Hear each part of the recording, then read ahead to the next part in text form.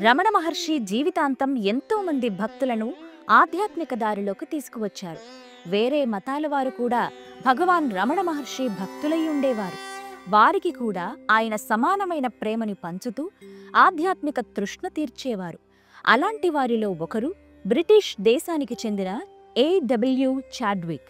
British సైనికాధికారిగా దక్షిణ అమెరికాలో ఉండేవారు. బ్రంటన్ రచించిన ఎ సర్చ్ ఇన్ సీక్రెట్ ఇండియా అన్న రచనను చదివి ముగ్ధుడై తన ఉద్యోగానికి రాజీనామా ఇచ్చి 1935వ సంవత్సరం నవంబరులో శ్రీ రమణాశ్రమానికి వచ్చారు. అక్కడే స్థిరపడిపోయారు. ఆయన సాధు అరుణాచలంగా మారారు. చివరికి ఆశ్రమ ఆవరణలోనే ఖననం చేయబడ్డారు. ఇతరులు ఏమనుకుంటున్నారో ఏమి చేస్తున్నారో పట్టించుకోవద్దు. నీకున్న సమస్యలు చాలు. మొదట నీలో పరివర్తన తెచ్చుకో.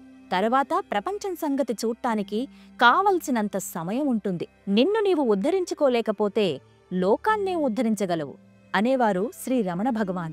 రమణ మహర్షిని భక్తులు శ్రీ భగవాననో మహర్షి అనో మరే ఇతర అవతారమూర్తి అనో ఆరాధించినా మిగిలిన వాళ్లకి వారు అతి సామాన్యులు వలె కనపడేవారు. కొన్ని వేల మంది నడుమ ఉన్నా కూడా వారు తమ ఆత్మనిష్టలో నిలకడగా ఉండేవారు. ఆ స్థితి నుండి ఏమాత్రం చలించేవారు కాదు. ఒకసారి పోలాండ్ దేశానికి చెందిన ఒక వనిత శ్రీ భగవాన్ దర్శనానికి వచ్చింది. ఆమె అనుభవం ఇది.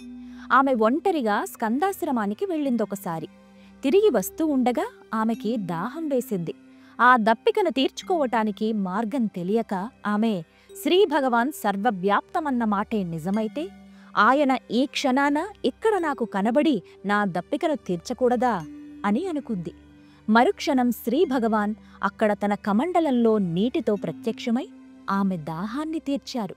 ఇది జరుగుతూ ఉండగా శ్రీ భగవాన్ ఆశ్రమంలో తమ స్థానంలోనే కూర్చుని ఉన్నారు. గిరిపైన జరుగుతున్న జగన్నాటకం గురించి ఏమీ తెలియనట్టుగా. ఆ పోలాండ్ యువతికి గొప్ప భక్తి, ప్రేమ ఉన్నాయి. క్రిస్టియన్ కూడా. ఏసుక్రీస్తు వలె మహిమలని ప్రదర్శించగలిగిన వారు క్రీస్తు వంటి వారేనని ఆమె నమ్మకం.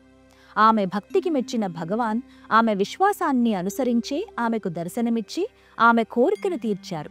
ఇటువంటి సంఘటనల వల్ల భక్తుల నమ్మకము, భక్తి ఎక్కువవుతాయి. కానీ అతీంద్రియ శక్తులను ప్రదర్శించే ప్రయత్నాలు చెయ్యవద్దని శ్రీ భగవాన్ చెప్పేవారు. అన్ని వేళలా ఆత్మని గుర్తుంచుకోమని భక్తులను హెచ్చరించేవారు. విదేశీయుడొకరు రమణాశ్రమంలోని భోజనశాల బయటపడి ఉన్న విస్తళ్లను ఊడుస్తూ ఉండటం చూసి శ్రీ భగవాన్, వాడేసిన విస్తళ్లను ఓడవటం ముక్తికి మార్గమా? ఈ తపస్సు చేయటానికైనా ఇంత దూరం వచ్చింది. లోపలికి వెళ్ళు. మనస్సుని పరిశుద్ధం చేసుకోవటమనే పనిలో నిమగ్నమవ్వు. అదే అన్నింటికంటే గొప్ప సేవ. అదే నీకు మోక్షమివ్వగలదు అన్నారు. ఇలా ఎంతో మందికి రమణ మహర్షి మోక్ష మార్గం చూపారు. ఇలాంటి మరిన్ని విశేషాలకు తదుపరి వీడియో చూడండి.